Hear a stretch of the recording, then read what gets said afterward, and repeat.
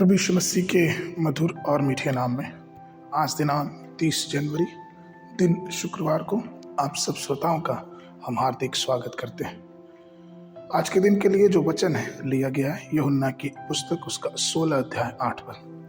और वह आकर संसार को पाप और धार्मिकता और न्याय के विषय में निरुत्तर करेगा।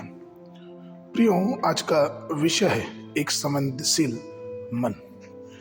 प्रभु खुद हमें एक संवेदनशील मन देता है जो हमें हमारे पापों के लिए दोषी ठहराता है। जब कोई इंसान गलत करता है तो उसका ज़मीर उसके अंदर से आवाज देती है,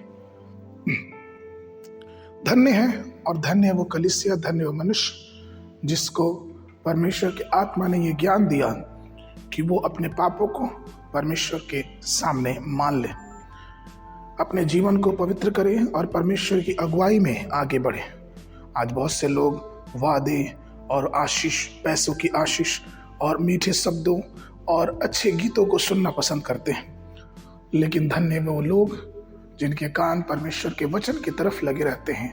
अगर वो वचन उन्हें उलाह ना दे, फिर भी अगर वो वचन उनके गलतियों की ओर इशारा करे, तो धन्य वे लोग जो आंसुओं के साथ परमेश्वर के सामने प्रार्थना करते हैं और परमेश्वर से दुआ करते हैं कि परमेश्वर उन्हें संभाले।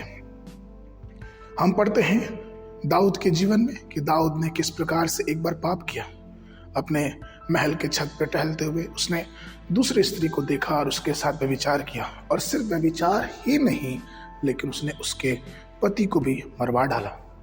लेकिन फिर प्रभु का एक दास नातान परमेश्वर की वाणी सुन के दाऊद के पास आता है और उससे कहता है कि तुम्हारे शहर में, तुम्हारे देश में एक ऐसी घटना हुई जिसको तुम्हें जानना चाहिए कि एक अमीर आदमी जिसके पास बहुत सारी भेड़ें थी, जब उसके घर में मेहमान आए तो उसने अपनी भेड़ों को ना इस्तेमाल करके उसके पड़ोस में रहने वाले एक गरीब जिसके पास सिर्फ एक मेमना था उसे लिया और अपने मेहमान के लिए भोजन कराया।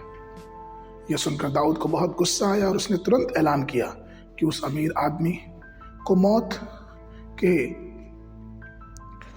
घाट उतार दो।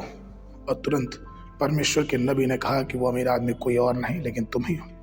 जरा सोचिए प्रियो कि भरे महल में दाऊद के पाप की गंभीरता को जब नातान नबी ने बताया, दाऊद तुरंत ही अपने आप को शून्य कर दिया और उस पाप के एहसास में, गहरे पश्चाताप में उसने कबूला और भजन संगीता 51 उसने लिखा। उसने पुकार के कहा कि अपनी भूल चूक को कौन समझ सकता है।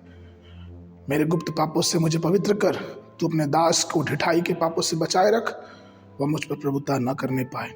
तब मैं सिद्ध हो जाऊंगा और बड़े अपराधों से बचा रहूंगा। दाऊद ने फिर से प्रार्थना की, भजन संगीता 139, 23 और 24 में यह कहते हुए कि हे ईश्वर, मुझे जांच कर जान ले, मुझे परख कर मेरी चिंताओं को जान ले और देख कि मुझ में कोई बुरी चाल है कि नहीं, और अनंत के मार्ग में मेरी अगुवाई कर।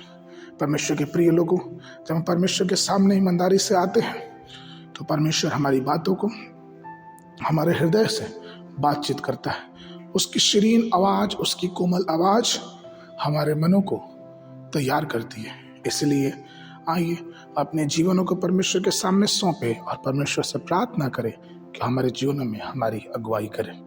आगे के मनन के लिए 1 कुरिन्थियों उसका 9 अध्याय 27 पद। परंतु मैं अपनी देह को मारता, कूटता और वश में लाता हूँ, ऐसा ना हो कि औरों को प्रचार करके मैं आप ही किसी रीति से निकम्मा ठहरूं। बाइबल अध्ययन के लिए सुबह के समय निर्गमन की पुस्तक उसका 23 और 24 अध्याय, संध्या के समय मत्ती उसका 20 अध्याय 1 पद से लेके 16 पद तक। परमेश्वर आप सबको आशीष दे।